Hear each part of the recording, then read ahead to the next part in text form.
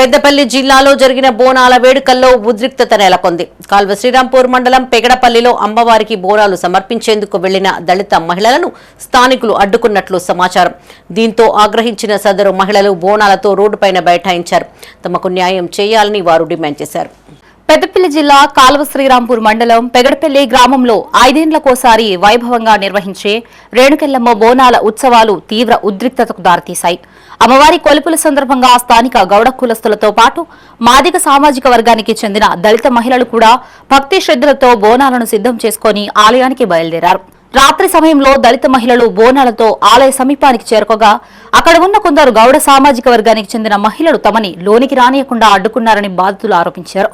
అంతటితో ఆగకుండా కులం పేరుతో తీవ్రంగా దూషించారని ఆవేదన వ్యక్తం చేశారు. ఇప్పుడు ఎల్లమ్మ బోనాలు జరగబట్టి 10 సంవత్సరాలు వచ్చారు సార్.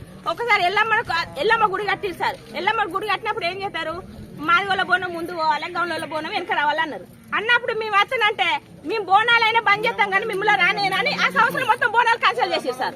బోనాలు క్యాన్సిల్ చేసినాక మళ్ళీ నెక్స్ట్ బోనాలు చేస్తాను మళ్ళీ స్టార్ట్ చేసినాక ఏం చేసారు, మీరు మాదిగోళ్ళు రావద్దంటే మేము బరాబర్ వస్తాం సార్, మేము ఎందుకు రావద్దు, ప్రతి ఒక్క ఊళ్ళో గౌన్లలో మాదిగోళ్ళు పోతారు. మా బోనం ఫస్ట్ వెళ్ళినాకనే వాళ్ళ బోనం వెళ్తుంది. మేము వస్తాం సార్ అంటే మేము వస్తామంటే మీరు రావద్దు అన్నారు. మీరు రావద్దంటే మేము పోయి పోలీస్ స్టేషన్ కంప్లైంట్ చేసిరు సార్.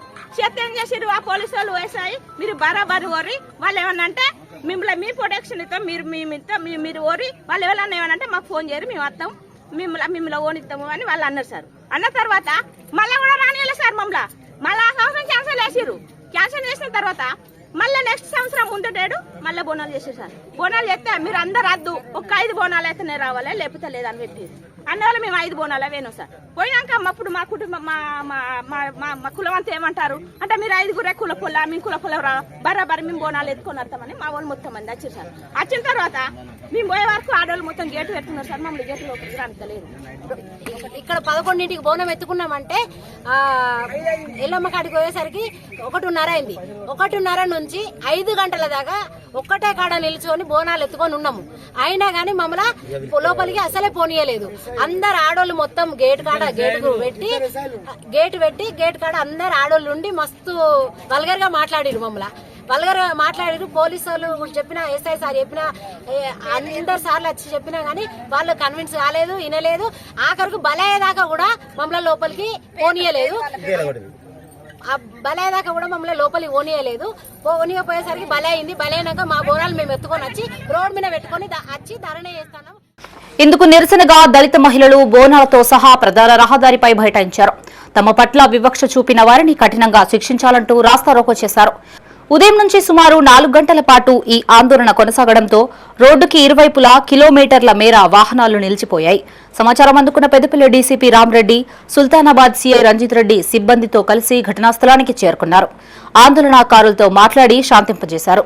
దళిత మహిళల్ని అడ్డుకునే కులం పేరుతో దూషించిన వారిపై SC/ST అట్రాసిటీ యాక్ట్ కింద కేసులు నమోదు చేస్తామని డీసీపీ రామరెడ్డి వారికి హామీ ఇచ్చారు. ఉన్నతాధికారుల భరోసాతో దళిత మహిళలు ఆందోళన విరమించారు. కాగా పెగడపల్లి గ్రామంలో ఎలాంటి అవాంఛనీయ ఘటనలు చోటు చేసుకోకుండా పోలీసులు ముందస్తు జాగ్రత్తగా భారీ బందోబస్తు ఏర్పాటు చేశారు. కాగా ఈ ఘటనలో బాధితుల ఫిర్యాదు మేరకు 20 మందిపై కాల్వ శ్రీరాంపూర్ పోలీసులు SC/ST అట్రాసిటీ కేసు నమోదు చేసినట్లు సమాచారం. మనస్పర్ధలతో చిన్న ఇష్యూ జరిగింది. దాన్ని మేము చట్టం ఎట్లుంటే అట్లా చేస్తాం. దళితులని తక్కువ కాదు, వేరే క్యాస్ట్ ఎక్కువ కాదు అనుకుంటా. ఎందుకంటే దళితుల పక్షాన ఎన్నో చట్టాలు ఉన్నాయి, ఎన్నో ఏ రకంగా మిమ్మల్ని ఏ రకంగా అయితే మీకు న్యాయం జరుగుతుందో ఆ రకం చేస్తాం. మీకు ఏమేమైందో అది కోర్టులు సమర్పిస్తాం. ఇవన్నీ కోర్టులో జరిగే పరిష్కారాలకి మేము చేసుకోవడానికి వీల్లేదు. మేము ఎంతవరకు చేస్తాం, మీకు జరిగిన అన్యాయానికి కేసు పెడతాం.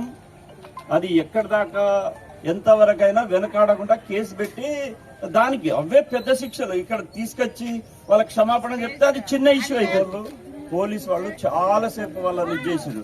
అది మాకు కూడా తెలుసు. మరి మాకు కూడా కొంచెం కోపం ఉండదా? నేను చెప్పినప్పుడు వినకుంటే ఇప్పుడు అమ్మ 4 గంటలు విన్నారు. ఇప్పుడు నేనేమంటున్నా, మీరు ఇష్యూ ఏదన్నా ఒక దిక్కు ఉంటుందా?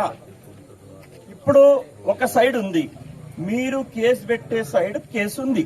ఇప్పుడు ఇష్యూ ఒక సైడ్ ఉంది. మీరు సామరస్యంగా కొంచెం మనసు ఓపిక చేసుకొని కేసు మీద మీ కేసు బలంగా ఉండాలంటే మీరు ప్రశాంతంగా దేవుణ్ణి కొలుచుకోండి. మీరు కొన్ని విషయాలు చెప్పారు, శాస్త్రం చెప్పారు, సాంప్రదాయం చెప్పారు. ఆ సాంప్రదాయాన్ని వాళ్ళు ఉల్లంఘిస్తున్నారు. కర్మ ఫలితం అనేది దేవుడు కూడా చూస్తాడు.